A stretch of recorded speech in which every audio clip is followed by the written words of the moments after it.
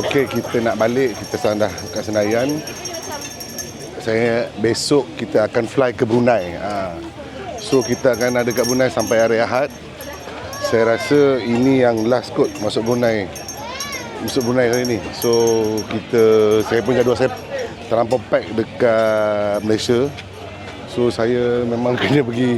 Besok saya fly juga ke Brunei. Sebab tim-tim saya kat sana dah rindu kita. Dah rindu saya. Orang Brunei dah tunggu saya.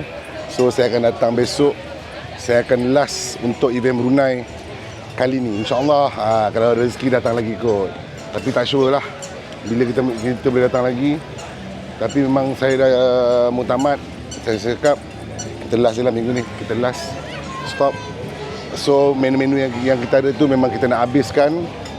So korang boleh rasa nanti korang rindu tau. Lama kita tak masuk Brunei ni. Kita tak tahu bila kita masuk Brunei. So kita akan ada spaghetti al frente, kita ada mac and cheese. Nanti korang rindu mac and cheese kita. Kita akan ada cheese, rashlet cheese. Kita akan ada makaroni goreng. Saya pun lupa menu saya banyak.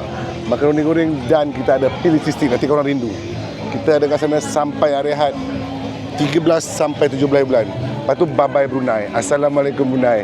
Ingat, siapa bagi sedap, Allah bagi sedap. Siapa bagi rezeki, Allah bagi rezeki.